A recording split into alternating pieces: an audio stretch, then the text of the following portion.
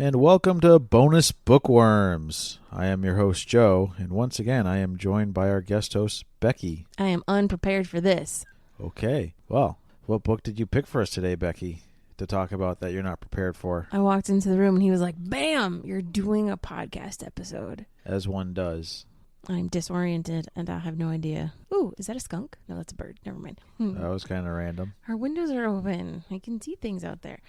So You can see dead people. I think you're misquoting that movie. Please don't. Please make it stop. So I'm going to try and talk about this book called Chasing Shadows. It's by Greg Skomal, who wrote it with Rhett Talbot. And why did you pick this book today? Because I finished it a few days ago, so I kind of remember what it's about. Is that all? And it's about sharks. It's about sharks. Sharky sharks. Yeah. In Massachusetts. Oh, okay. I thought you were picking a different book. Well, I was, but I don't really want to talk about that book. Do I have to talk about that book? Or can I talk about the Sharky Sharks? You can talk about the Sharky Sharks. You can save that other book for another day. I'm not talking about that other book. It should burn.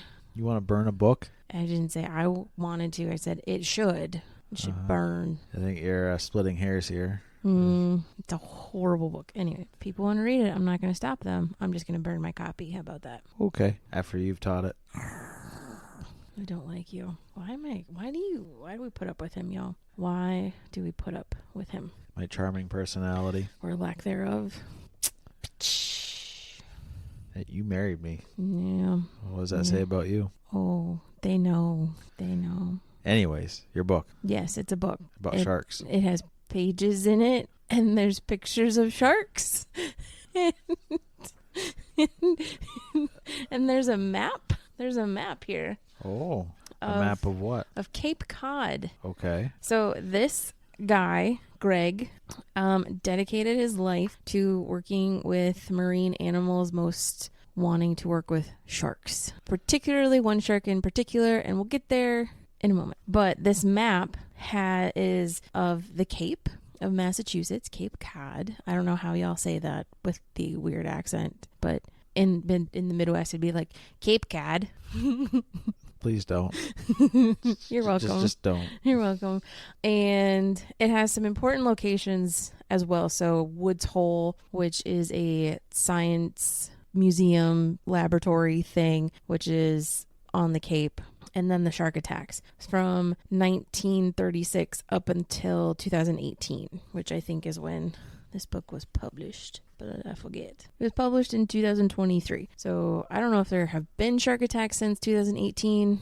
That could just be when he stopped researching. Sometimes it takes a few years to get the books out after they've done the research papers. Well, and maybe these are just the ones where they were deadly or something. He talks about a couple of them because he was there for them or really close by. So that was pretty cool. And then he also talks about some of the different sharks that can be found around Cape Cod, like the basking shark, the sand tiger shark, the spiny dogfish, along with the big one. What's the big one? Tiger? No.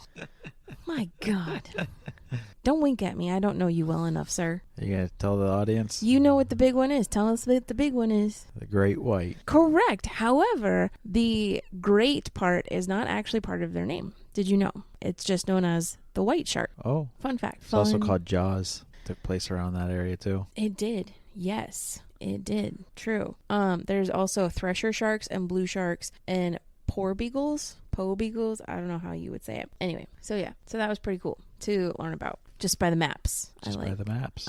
I like maps. Don't make fun of me. Don't make fun of me. So in the foreword, which is not cooperating with me, a question is sort of posed. Well, it's not a question, it's just a statement. It says, in the U.S. and other parts of the Western world, people rarely need to worry about being injured or killed by a wild animal. To many, spiders and snakes are about the most dangerous, and in all but few cases, unjustly so. In reality, we are far more likely to be hurt by ourselves or something we created, like cars or pollution, than anything living in our backyard. So, question for you is, what's the most dangerous animal, other than yourself and our children, have you been around in the wild? I can't say humans. No.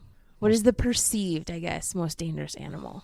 Perceived most dangerous animal? In the wild. You've been around. Yep. Land or ocean? I don't know. In the wild. In the wild? In the wild. Would it be sharks? I don't know. It's you. It's your personal. I'm asking you.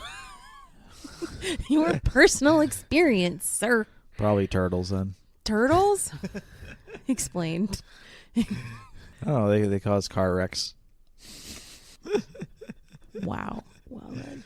Okay then. I don't know. I guess they don't know how to answer that. Well, would you put the snakes and spiders up there as the most dangerous things you've encountered? No, that I've encountered personally. Yes, that you have encountered. I have not encountered anything that would be considered deadly in those two categories. They scare the bejeebus out of me sometimes, especially when I'm about to step on a snake and all of a sudden it slithers inches beneath my foot. I didn't know it was there, but I know that it's not going to come up and take my foot off. Okay. Cool. So that was just something that was interesting because, this book talks about sharks and the fear that we have of sharks. And really, as a society, where did that fear stem from? The Great Unknown. And Jaws. Exactly. That wonderful movie. He loved that movie, this author, Greg Skomal. It was an interesting documentary on the two scientists that knew, or basically the forerunners of shark studying, and they especially this one woman who was her name Eugenie? Maybe, I don't remember her name. Because there's a Eugenie that's talked about. But she helped on the movie set to make sure everything was portrayed semi-accurately, and then was horrified to find out that she was the reason why shark attacks by humans, killing sharks, went up like 1,000-fold because of fear of sharks because of the movie. Well, the author became sort of friendly with the author, and so the author of the book Jaws, what the movie is based on, became friendly with Greg and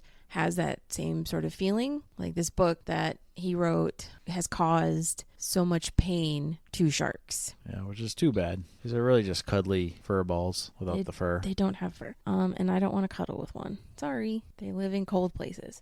Or at least this one does. The white shark. So throughout the book, Greg he starts off the book more or less in the present. It starts around in 2018 when he is on a whales. Oh gosh, I forget what it's called. Basically, you can see whales and sharks in the same boat trip off of the Cape. Like a whale watching cruise. But you're going to go see whales and then you're going to go see some sharks. Like, that is the sole purpose.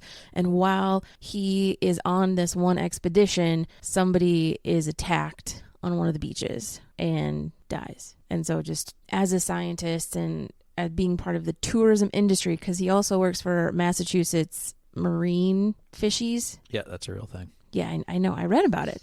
I just wanted to make sure that was the right name. The Marine Fishies. Close enough. Marine Fisheries. There we go. He works for it.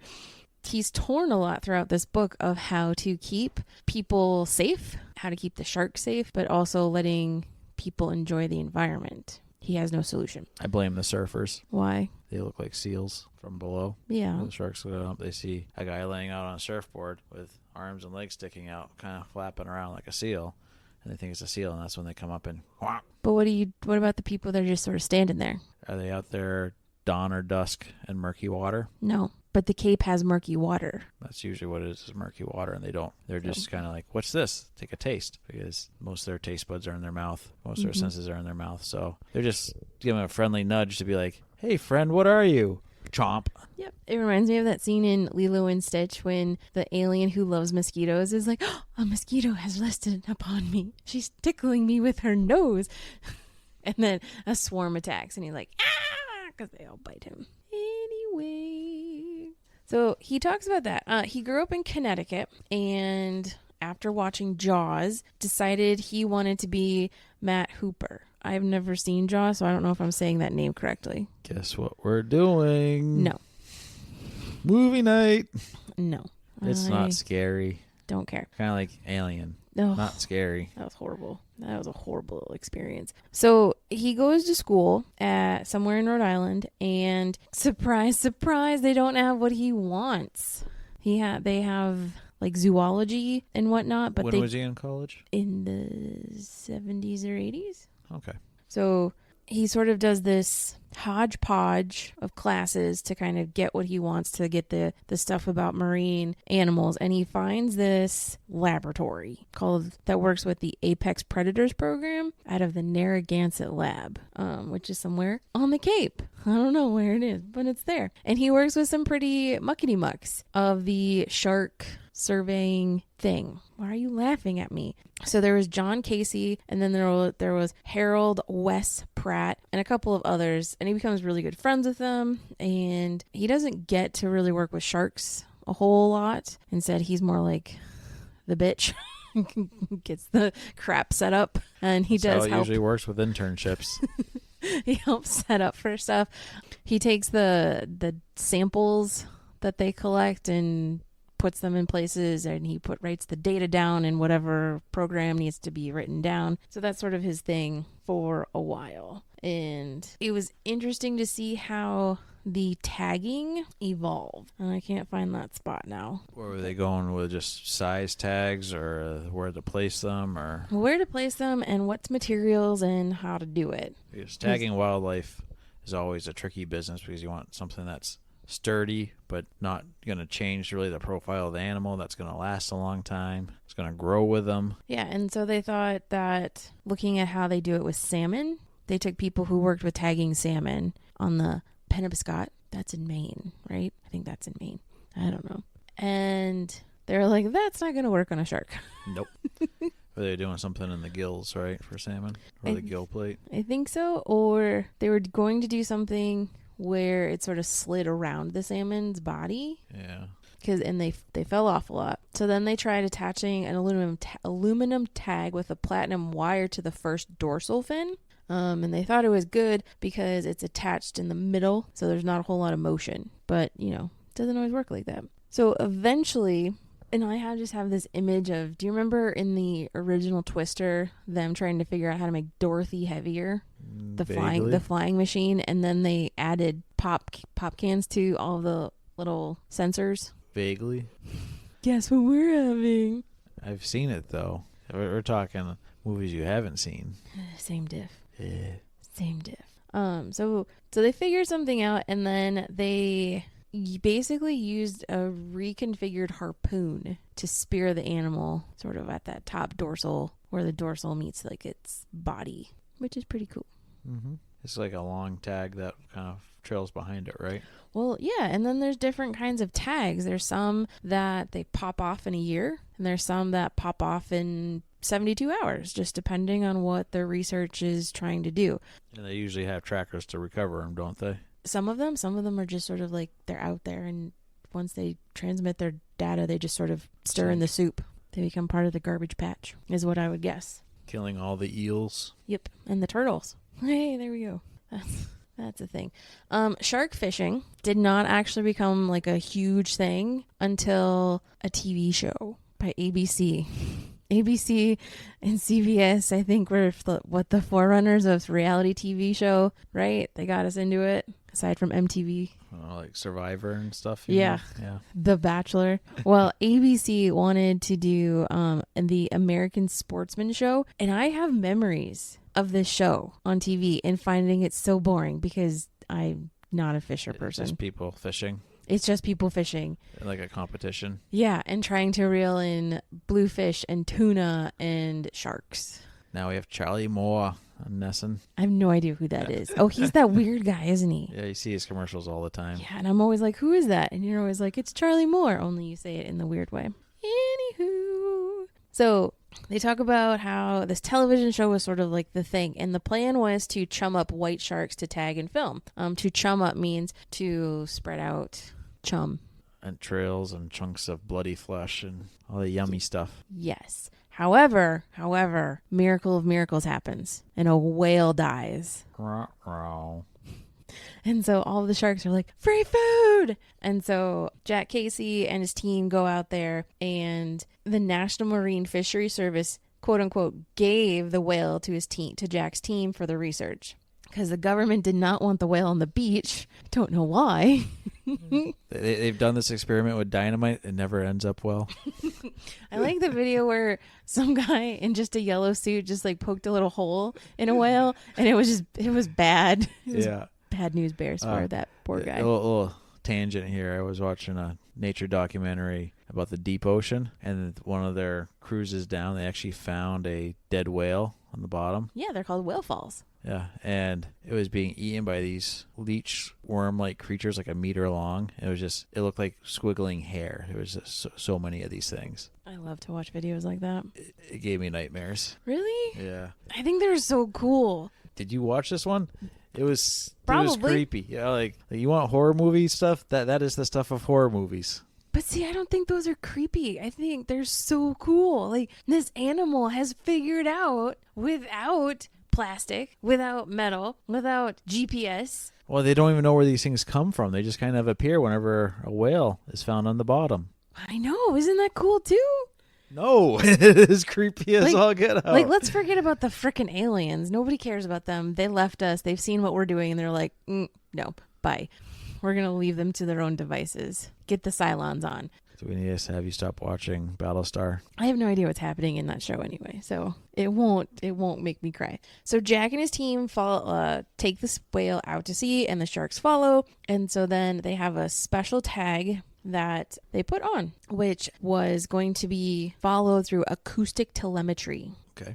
Which is pretty cool, if I do say so myself. So the acoustic methods were sort of like the standard techniques for quite a while. And then they moved on. Yeah, once satellite technology got good enough and GPS got good enough, they were able to go that route. But yeah. Yeah. And then, so the summer of 1983, Greg graduates from the University of Rhode Island with a degree in marine science and kind of gets to work with his idol, Jack. However, he realizes that Greg himself realizes he doesn't have a whole lot of understanding about fisheries, because he did not get a fisheries degree. I don't even know if that was a thing back then. Back then, probably not. It was basically, if you wanted to know about fisheries, you had to talk to fishermen. And they were just about exploiting the fishery. So you got a very lopsided view of it. So he'd taken a fisheries course, but he really didn't know what it meant to be working with Jack's team and collecting data, biographical data on sharks. So he got a crash course in that. That would be a fun crash course video to watch. Moving on. I'll get out to the Green Brothers right away on that. Please. So a lot of this program he was in was dependent on dead sharks, not living ones, because they would get samples of parasites from the teeth, and they thought that the rings of the vertebra would tell you how old a shark was. And then they found out eventually that that's not true, because there were so many variations even within a species, which I did not know that's how they tried to do it. Yeah, it's pretty hard to judge the age on sharks, I believe. They must use face masks. Cartilage.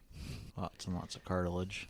Lots of cartilage. But going back to doing the samples on the dead sharks, that's usually how you have to kind of start these things, just because if you're going in with absolutely no clue, how are you supposed to learn the basics, the absolute bare basics, if you don't even know basically what the physiology of the thing and the insides of the thing? And from there, you can pretty quickly move up to, especially nowadays, you can pretty quickly move up to the live sample, especially with our tracking technology. But back then, the radio telemetry, you basically had to get lucky to find them again. Because basically you got a little magic wand that pings when you get close to one of your tags, and then you hope you can actually catch the shark again. So back especially in the 70s, 80s, and 90s, it was pretty basic technologies, and working with what you had. And he worked with what he had, indeed. So that summer he was still grunt at the lab, and he did a lot of dissections of sharks. And he talks about how emotionally it was really exciting for him to be dissecting, to be doing all of these not experiments, but gathering all this stuff, and how it's one thing to read about what something looks like or feels like in a textbook, and then it's another thing to hold the liver of a shark. I don't want to hold the liver because I would guess it's going to feel pretty but no, it wasn't too bad. I took in high school, I had an oceanography class, and we got to dissect sharks, so it was pretty cool. I dissected a cat in high school. I think we did that. I don't know if I did the cat. Maybe we did a cat. But oceanography, we did clams, starfish, something else. It basically culminated at the shark. That was the last one we did. We got to stink up the whole high school. Well, that's the formaldehyde and the sharks just reeked. Great. That's great. Around this time, he also talks about how shark conservation wasn't a priority. They were still very much like, you find a shark, you kill the shark. No questions asked. Because of Jaws, and people are like, sharks are junk. Even though nowadays they're like, they will kill a shark just for that fin and then scrap the rest of it, which is bullshit. Anyway. Pretty sure we can't eat most of it as part of it. Depends on the shark. I know that, but like a lot of the sharks that we kill, there's only very small bits of it that we can actually consume. So, I mean, that's definitely part of it. So, it's junk to us because we can't consume it, which is kind of what we like to do with animals of all sorts. But just to kill an animal for one part, one thing that they have on their body seems dumb and wasteful. Yeah. And people need to knock it off. Why are you looking at me like that? No reason. Oh no. No, you continue. Make your PETA comment now. I'm good. I can see that you want to make a comment about PETA or something like that. I can see it. So he's working through that summer, and then he comes to find out that his internship is solely dependent on him being a student, which he didn't quite get. So he rushes to become a graduate student to continue working at the lab, and eventually he gets to see a white shark. It wasn't in a movie or documentary. Oh no. And it was also a disgusting August because it was hot and it was humid. He gets to see this thing down in Mystic, Connecticut, which I've been to the aquarium there, and I want, like, why don't they have like a star on the wall? Big ass shark was here or something like that. Because it was a really big shark, apparently. I don't know measurements very well because these are in millimeters, but left clasper length, 435 millimeters. What is the left clasper? I think that's like part of its gonads. Okay. I don't. There was a diagram in here somewhere, but I don't know where it is right now. We won't worry about it. But how long is 435 millimeters? Well, if you convert it to centimeters, so move the decimal point over 1, so it's to make it a smaller number. 2.5 centimeters is about 1 inch. So how many millimeters did you say it was? 435. So about 40. What is it? 445. 435. 35. So we'll call it 43.5 centimeters, which at 2.5 centimeters per inch is what? I don't know. That's math. I have no idea. He's doing math. And you're still looking for the who's it, what's it? Well, I went back in the paragraph and it says external reproductive organs. Oh, so yes, you go. I was right. It was part of the gonad. It's part of the boy gonads. So just shy of 17.5 inches. Oh my God, that thing's huge. Yikes. Yikes. No. By the time, so these two fishermen had found it, and then they eventually donated it to the scientists. And so Greg got it to go see it at Mystic and be part of the team that sort of took it apart. However, it's been out of the water for like 3 days by this point. And so they try and hoist it by the tail, and the tail starts to come off. It's got some slippage going on. They can't. That grosses you out, but a bunch of giant leech-like worms eating a whale is cool. I can't smell it. I can smell the tail. I can hear the tail. Not only can I hear the tail, I can feel the tail. Another tangent here. If you ever get the gumption to want to go down to the Amazon. I'm good. Nope, it's hot there. But piranhas, I saw something where they were throwing out hunks of meat for the piranhas just to see the swarming. They had a camera in there, and they were putting like this giant like ham or something wrapped in chain link mail. Oh yeah, they can go through the chain link. Yeah, they were literally going, tearing giant holes into it, and yeah. I don't want to go there. No, I'm good. The Amazon is hot. It's steamy, and I will be sweating in places that are very unmentionable on public access TV. So hard pass. I'm good. Bless those people that go there voluntarily to find medicines.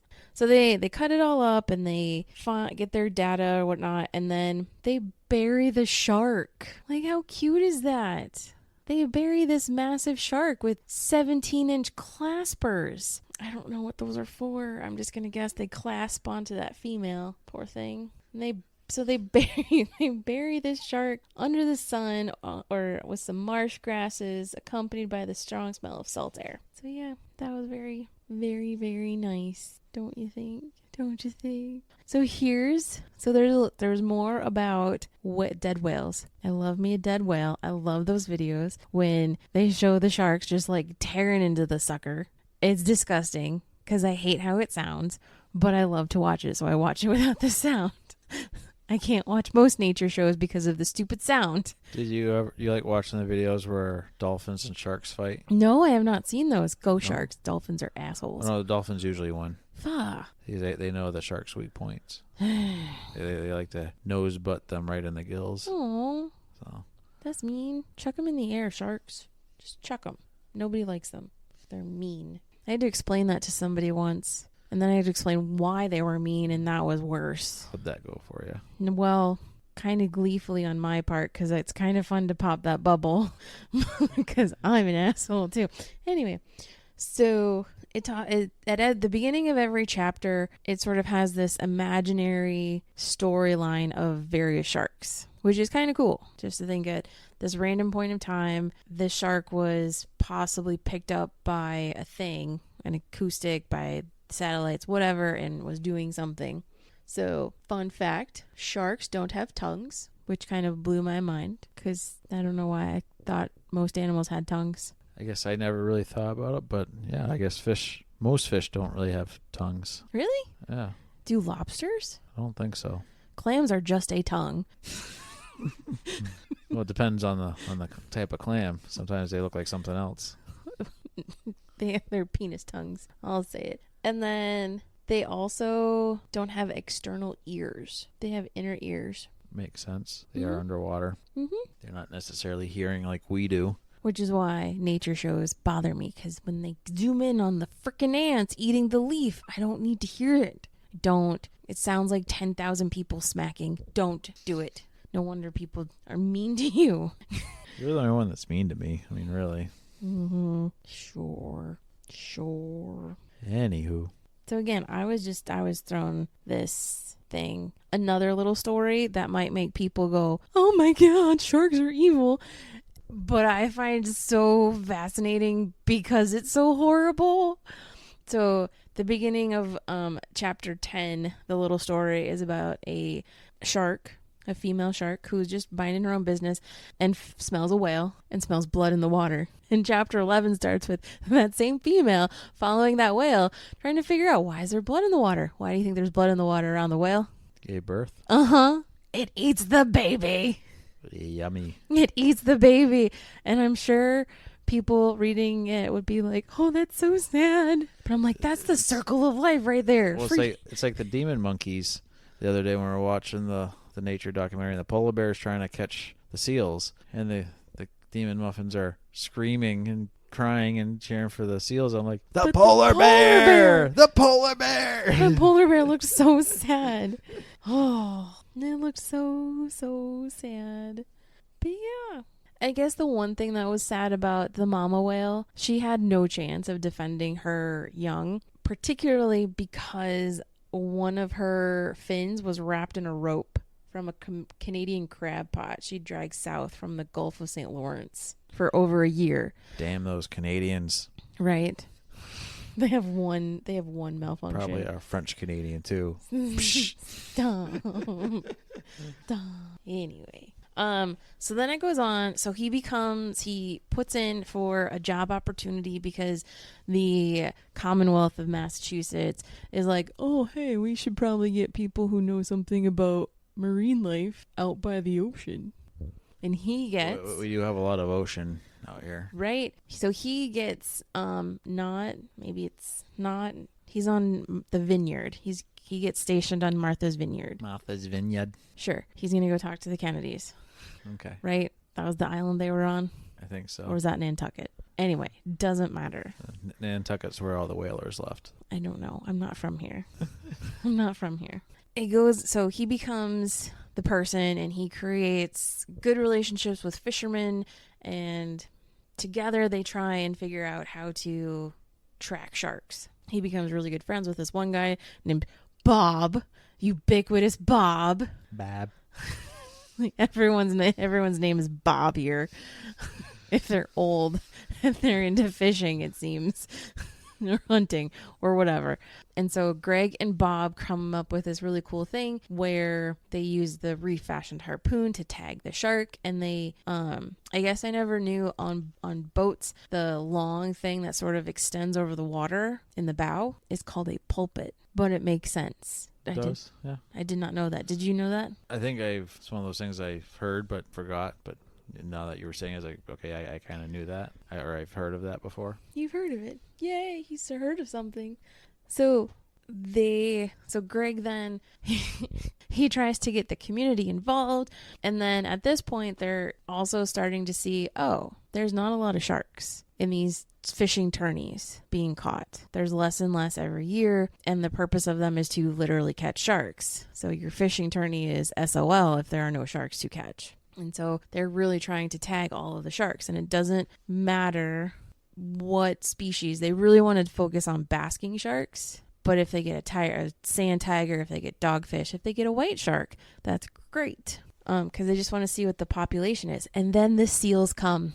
The seals reappear along the coast of Massachusetts. Well, yeah, when your biggest predator disappears, you know you got a free meal now. And then comes Big Mama. The whites reappear. But it was one of those situations where people were like, no. What are you talking about? There's no. You know what I love? Out on the West Coast, they're freaking out because with all the drones flying now, they're flying over the water and they're realizing how many sharks are actually in the water off the coast, like swimming, because they can see them, the shadows swimming underneath people swimming out there, surfboarders, and people are flipping out like, there's never been so many sharks here. And everyone's, a lot of the people that with cooler heads like, no, there are probably less sharks. We just never knew that they were out here. Right. Well, and I forget how to pronounce this name, but they're like the Farallon Islands off of California. Farallon, whatever. That was it's been a hot spot for white sharks, along with Cape Town, South Africa. There were a couple of other places that I forget off the top of my head. It was really cool, too, because it talked about this woman who has a love for white sharks, and she went to Cape Town, South Africa to see the breaching white sharks, and she came back, drama happened that had to deal with the TV show, as you know it does. And she eventually created a nonprofit organization that Greg and his crew used to help get tags and whatnot to help fund their research. Anyway, tangent. What was my point? I don't even remember.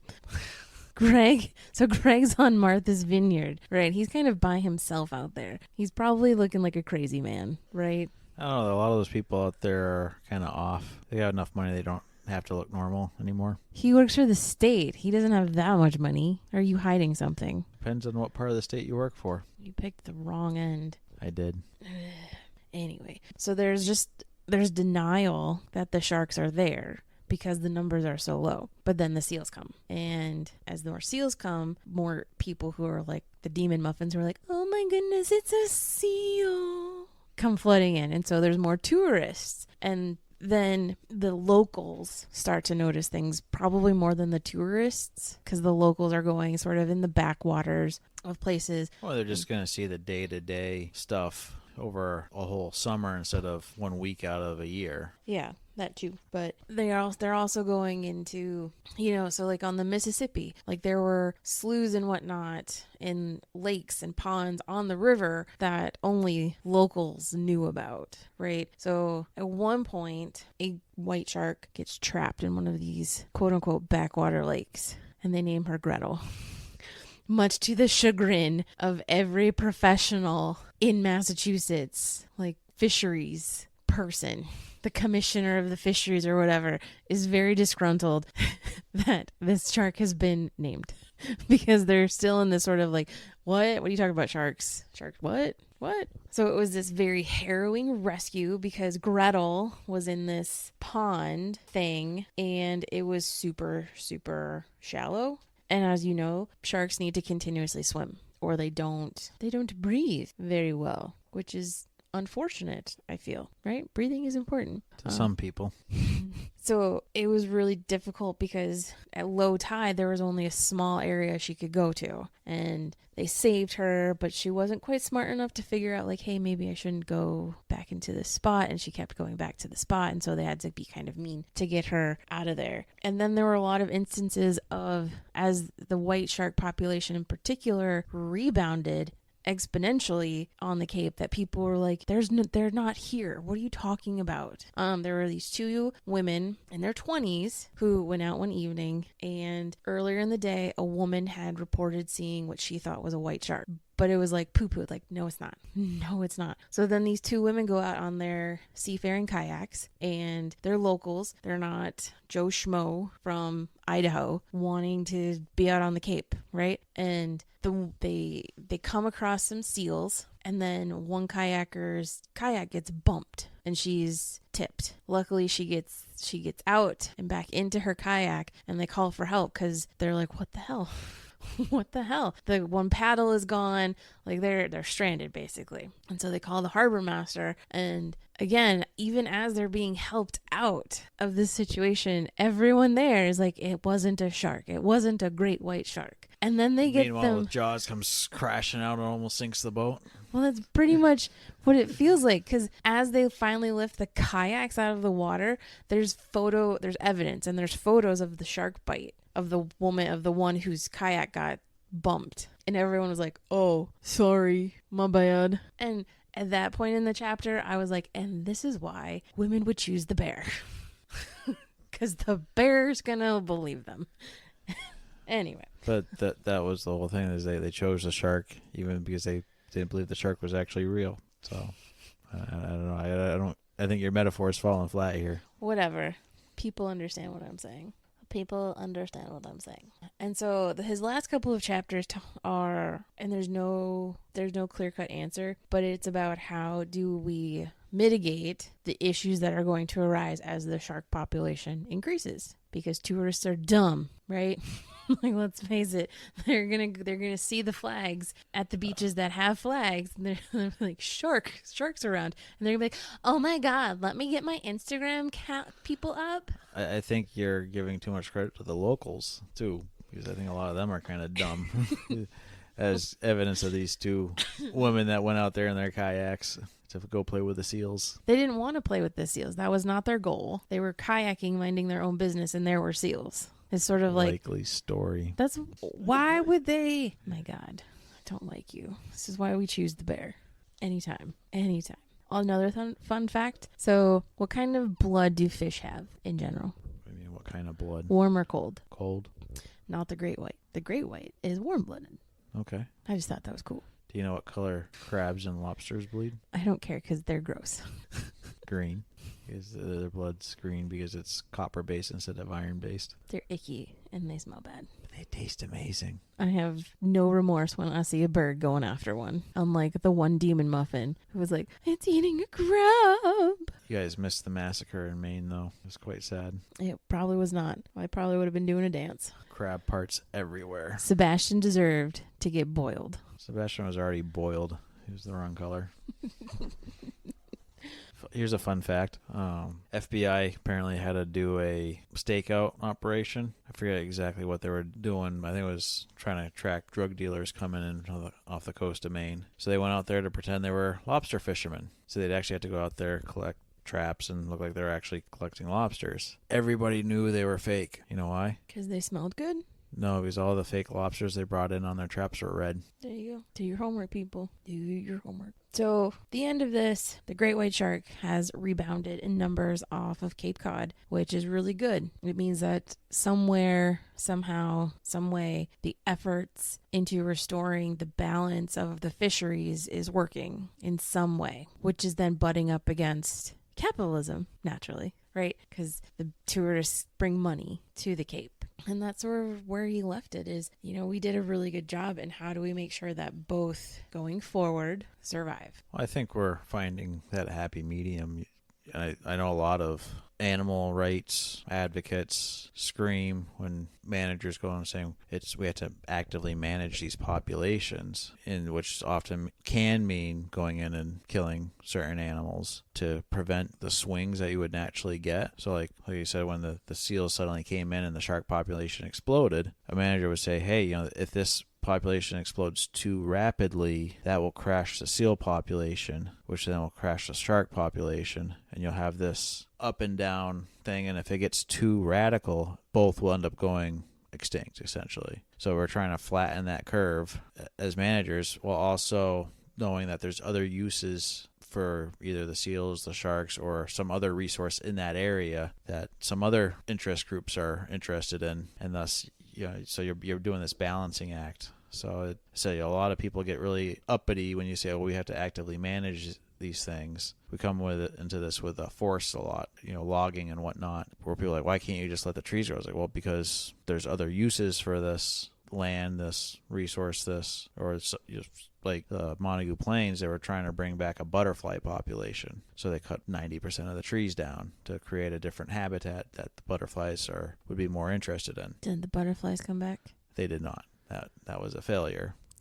But it goes to, it said, one of those things where if they decide, hey, this finally realize, hey, this isn't doing what we wanted to do, they can then manage it to bring forests back, or a certain kind of forest back to bring a certain other population of something they want to bring up that needs help. Well, I think to an extent, calling a population because humans are too tasty is ridiculous. Because if it's a bear, I still am not always quite sure how they can figure out, oh, that bear right there was the one that ate the man who camped in that spot. I'm still not sure always how they connect that. But with a shark, how do you know that that's the shark? Well, with the bears, they can tell behaviorally. The sharks, I don't think they can tell quite as well. And a lot of times, at least from a managing standpoint, that's not necessarily something you're trying to manage. What you're trying to manage more is the interactions between the stupid people and the wildlife, and keeping that contact to a minimum so that you don't get those situations, which is why trying to figure out why shark attacks happen is so important. So then you can say, hey, don't go in the water at dusk and dawn when that light is at its worst for sharks, especially if it's water that's not very clear, because they can't see and they're tasting with their teeth. They're not looking at you with their eyes, which aren't the greatest to begin with. And so I'm not, as people who know me should be aware, I have issues with spatial relations. Right? If it's close enough to pet, you're too close. Stop it. That's not what I don't want to pet a shark. They don't feel good. Because at Mystic Aquarium or at some aquarium in Florida or something, I have petted a shark before.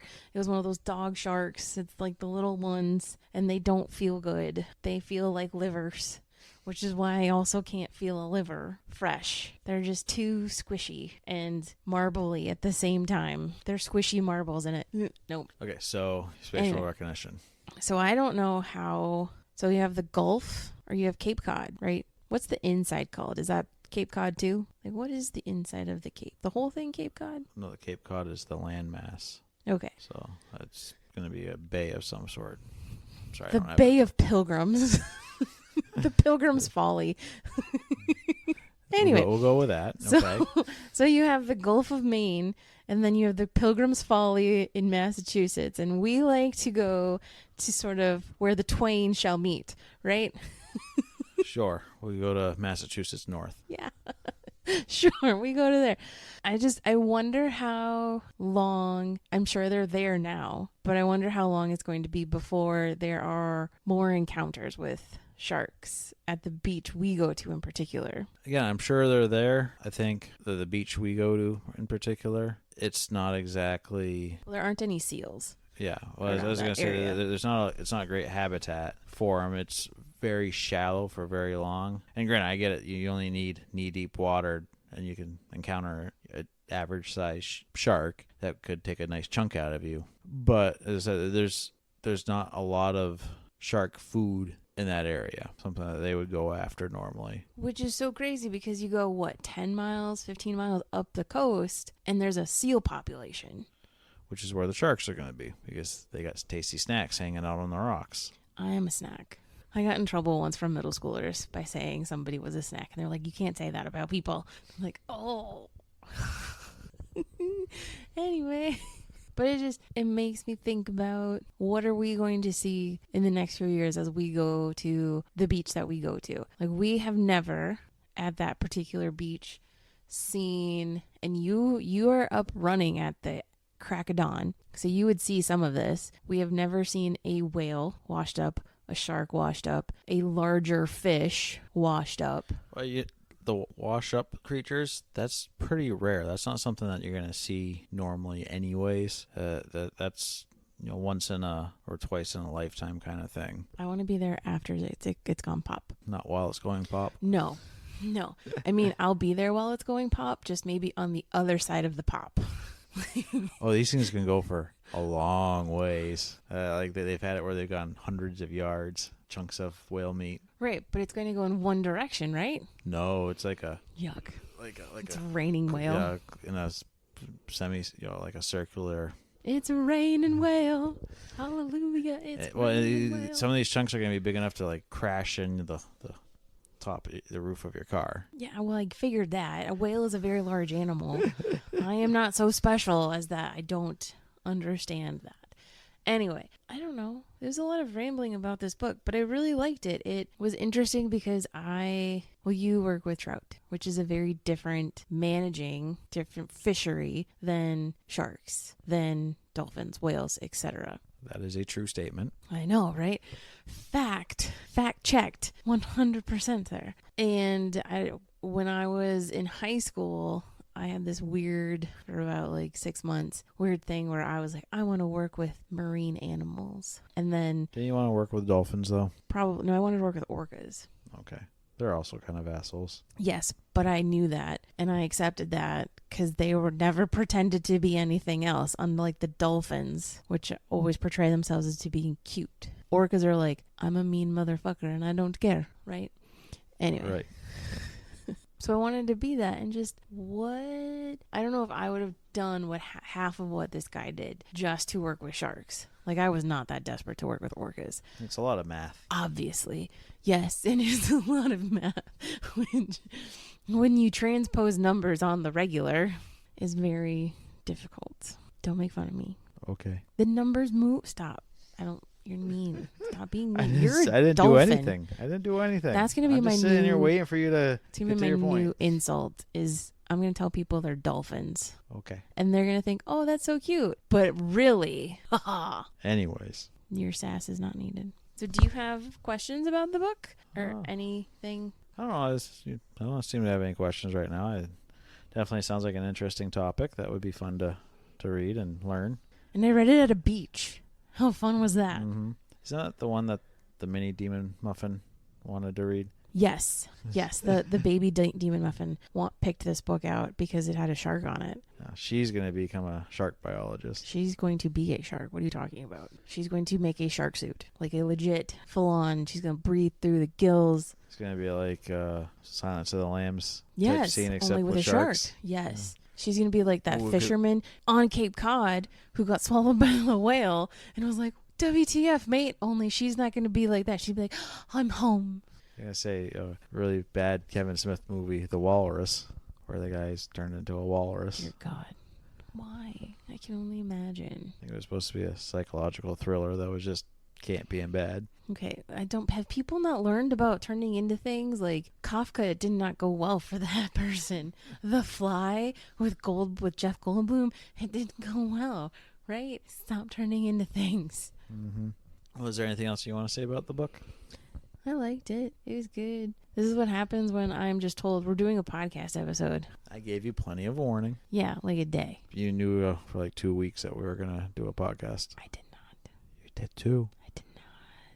I told you, and then you changed the book today. He sits on a throne of lies. Well, yes, because this other book was horrible, and I just want to burn it. I would love to burn it in front of a particular person, too, but I can't. I could talk about the smut book I just finished. That was atrocious. I would rather teach that book. Maybe we can do that next time. No, hard pass. Okay. No, thank you. Well, if you don't have anything else, I guess we can wrap this up. So remember, it's bonus content. It's not supposed to be good. It's supposed to have some quality to it, but It had quality. There were sharky sharks. okay. Well, thanks for listening, everyone. See what do we got here now? We have an Instagram. an Instagram, An email. a Podbean, yeah. So our Instagram is at Kendall Bookworms. You can contact us there. Tell us if you like this episode. Keep you updated for whenever we're putting out new episodes. Don't listen to this one. We have an email, kendallbookworms@gmail.com. You can let us know what you think there too. Give us any other ideas for bonus material. Give us a book that Becky has to read. Email him. Explain it. Email him so then he will leave me alone so I can watch my weird historical issues TV, aka My Lady Jane, for the umpteenth time.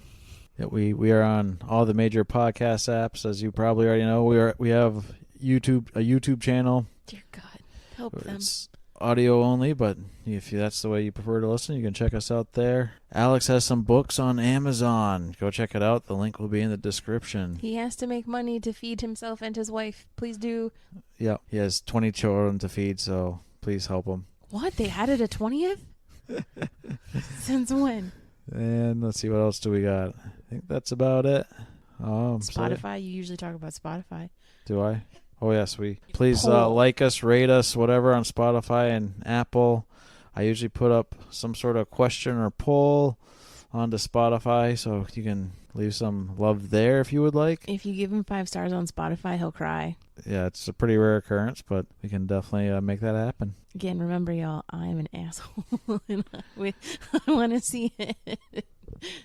Okay, and if that is all from you, Becky, you good? I'm good. Okay, if that is all, hope you guys listen next time. This is Bookworms. Checking out. Bye, worms.